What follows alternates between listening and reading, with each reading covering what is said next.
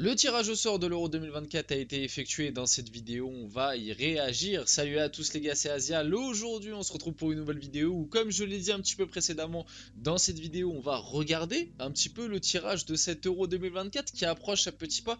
Est-ce que vous, de votre côté, vous êtes hypé pour l'Euro 2024? Moi, personnellement, petit à petit, je suis en train de rentrer dedans. Même si je sais que là, du coup, on va tomber dans une période où on va complètement l'oublier. On va retourner sur du football de club très fréquemment et on va passer un petit peu sur la Ligue des Champions.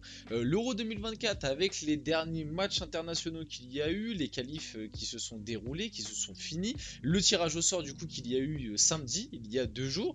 Ouais, je commence à être un petit peu hypé, surtout qu'il y a des groupes plutôt intéressants, on va le voir dans cette vidéo. On va aussi essayer de faire des petits pronos, vous connaissez comme d'habitude, on va essayer un petit peu de faire les analystes, voilà, de faire un petit peu les divins, de donner un petit peu des petits pronostics qui on voit passer. Bien évidemment, je donnerai aussi mes favoris pour cet Euro 2024, même si ça, je vous en ai déjà parlé lors de précédentes vidéos. Et puis aussi, on va revenir sur quelques petites déclats. On a de la déclat Didier Deschamps, on a de la déclat d'Olivier Giroud qui a annoncé quelque chose quand même d'assez important. Et on parlera aussi un petit peu de la Norvège, grand absent de cet Euro 2024. Donc comme vous le voyez, il y a pas mal de choses intéressantes à voir dans cette vidéo. Comme d'habitude, n'hésitez pas à la liker, à commenter, à partager, à vous abonner si ça vous fait plaisir, tout simplement si vous voulez m'aider à développer cette chaîne petit à petit. Si vous aimez les vidéos, voilà, n'hésitez pas à liker, partager à vos potes, etc. Ça fait toujours plaisir et je remercie énormément ceux qui le font. Passons directement au vif du sujet de la vidéo, le truc principal qui intéresse un petit peu tout le monde. Les groupes, le tirage au sort a été fait, donc toutes les équipes ne sont pas encore présentes. Comme vous le voyez dans le groupe D, E et F, on a les vainqueurs de barrage dont on attend encore le nom.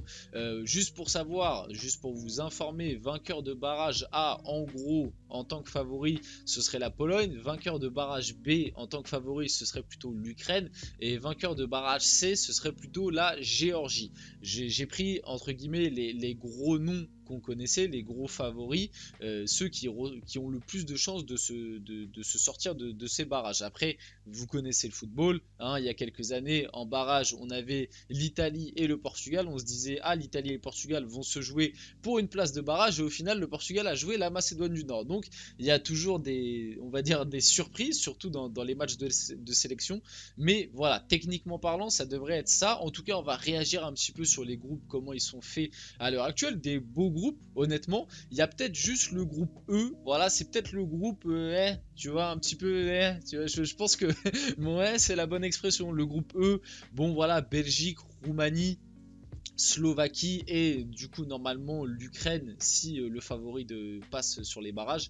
Bon voilà, un groupe qui on va dire c'est pas le groupe dont je vais cocher les matchs en premier, quoi. C'est pas le groupe qui me fait le plus rêver, mais sinon à part ce groupe là, je trouve qu'il y a, enfin même ce groupe là, attention, hein, aucune offense envers les Belges ou quoi, c'est juste que bon, l'équité du groupe est pas forcément présente. Si le groupe reste comme il est, je vois la Belgique largement passer cette phase de poule sans avoir trop de suspense ou même on va dire de confrontation, quoi, de confrontation pour une première place ou quoi. Alors que dans les autres groupes, il y a débat. On va commencer par le groupe A tranquillement. L'Allemagne, logique, ils accueillent avec l'Hongrie, l'Écosse et la Suisse. Groupe, à première vue, on peut se dire aussi un petit peu ennuyant, mais quand tu sais que l'Allemagne, très grande difficulté depuis un long moment, quand même, depuis 2-3 ans facile, l'Allemagne c'est très compliqué.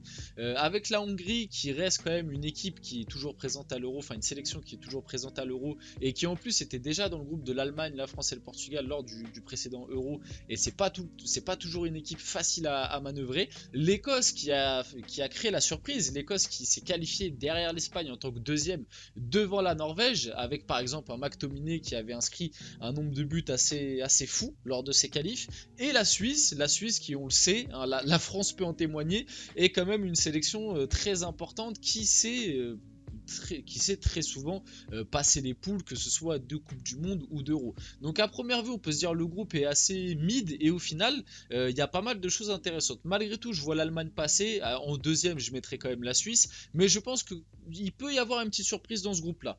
On passe au groupe B, le groupe de la mort, le groupe le plus dur de cet Euro. Espagne, Albanie, Croatie, Italie. Et bah heureusement pour l'Italie qu'il y a les 4 meilleurs troisièmes, c'est important de le rappeler, qui vont quand même se qualifier pour les huitièmes de finale de cet Euro, parce que sinon je pense que l'Italie sautait dès les poules, déjà qu'ils ont eu du mal à se qualifier, parce que moi personnellement, sans surprise, je vois l'Espagne et la Croatie se battre pour la première et la deuxième place, et l'Italie en troisième, voire même, on sait jamais, attention, l'Albanie qui a fait une petite surprise lors de ses qualifs, pourquoi pas l'Albanie peut embêter un petit peu tout ça, mais je vois l'Espagne et la Croatie passer en premier et deuxième. Je sais pas dans quel ordre, mais vous avez compris.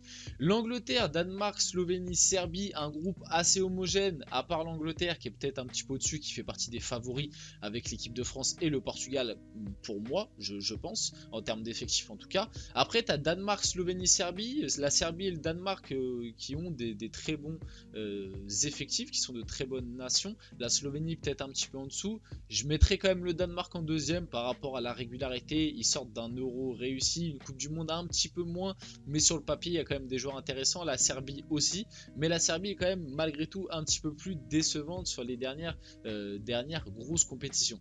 France, Autriche, Pays-Bas et du coup le vainqueur du barrage A qui pourrait être la Pologne. La France qui tombe encore une fois avec les Pays-Bas. Je vois la France passer première assez largement. Honnêtement, là je vous fais des pronos en vrai à la va-vite. Faudrait analyser un petit peu plus que ça. Faudrait aussi prendre en compte le moment où tu vas arriver à la compétition, parce que là, imaginons, j'espère pas que ça va arriver, mais imaginons juste avant l'Euro, on apprend qu'Mbappé se blesse et pourra pas faire l'Euro. Ah bah tout de suite, voilà, les pronos ça change, etc. Ça varie. On verra en fonction aussi de la forme de certains joueurs. Par exemple, l'Angleterre, tout le monde les voit hyper favoris parce que t'as Kane, t'as Bellingham qui sont dans des formes olympiques, mais ça se trouve d'ici l'Euro, ce sera un petit peu moins le cas. On se dira peut-être que l'Angleterre, finalement, la France est plus favori. Enfin bref, vous avez compris un peu l'idée, mais à l'heure actuelle, je vois bien évidemment la France assez largement première de cette poule. Et en deuxième, en vrai, ça va pas être simple. Si c'est vraiment la Pologne qui se qualifie, ça peut se jouer entre la Pologne, ça peut se jouer avec les Pays-Bas. L'Autriche est aussi intéressante. J'espère malgré tout quand même que je vois les Pays-Bas plus en deux, même si je le rappelle, les trois peuvent se qualifier aussi.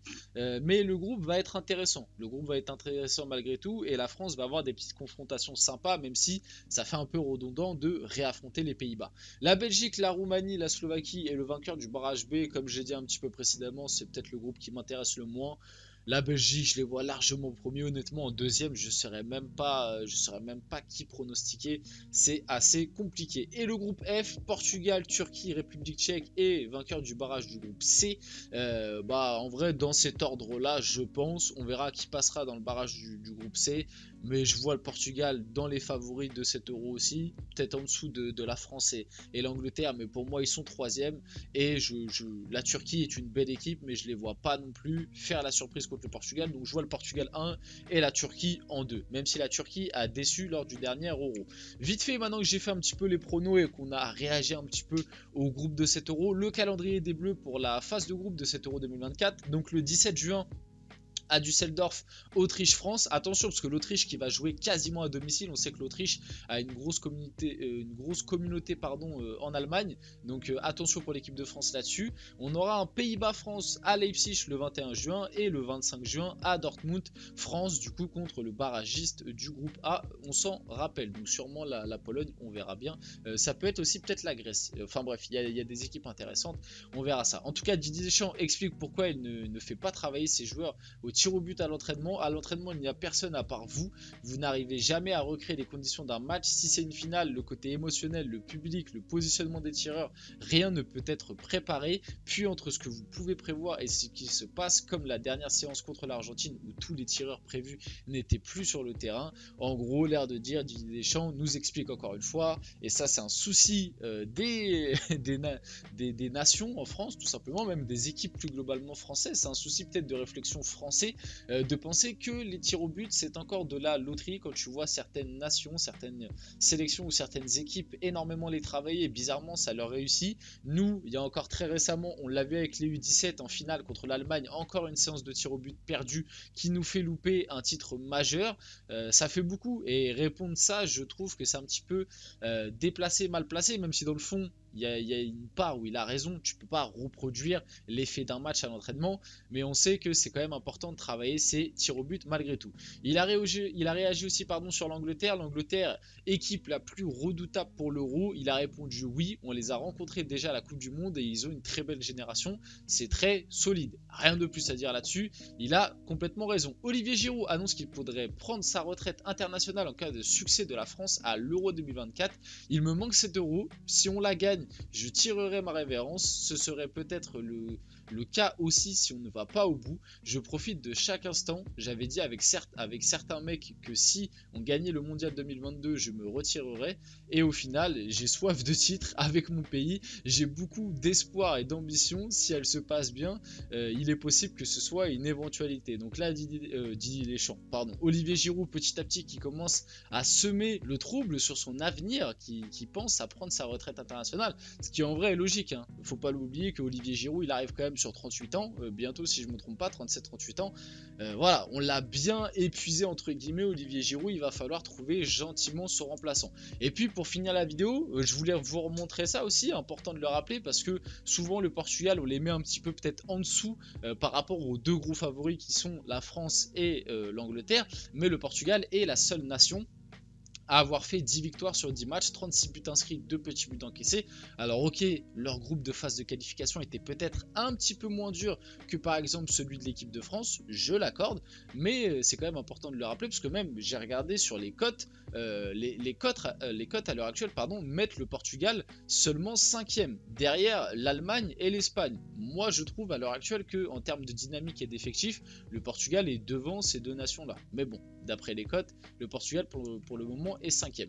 Et aussi important de rappeler que la Norvège d'Erling Haaland ne disputera pas l'Euro 2024. C'est quand même assez dramatique qu'une nation comme la Norvège qui commence à enchaîner les désillusions, qui commence à enchaîner les grosses compétitions sans leur présence avec quand même des gros joueurs, hein, c'est écrit juste en dessous. Il y a quand même une très belle génération du côté de la Norvège et là il n'y a pas tous les noms inscrits et c'est quand même dommage encore une fois de louper une qualif pour un gros trophée européen, une grosse compétition, et pour Erling Haaland, lui personnellement, ça peut encore une fois jouer très très gros sur sa saison et c'est quand même le 3e tournoi international depuis ses débuts avec la Norvège qu'il loupe. Il a jamais joué aucune grosse compétition Erling Haaland et ça commence à faire beaucoup. Tu peux commencer à te poser des questions sur son importance avec la sélection. Est-ce qu'il peut pas faire un petit peu mieux? Parce que Euro 2021, Coupe du Monde 2022, Euro 2024, quand tu vois maintenant le nombre de places qui sont distribuées pour l'Euro, ça fait quand même un peu beaucoup. Donc voilà, on finit la vidéo là-dessus. J'espère que la vidéo vous a plu. Si c'est le cas, n'hésitez pas à la liker, à commenter, à partager, à vous abonner. Les gars, c'était Azial et on se retrouve très rapidement pour une prochaine vidéo.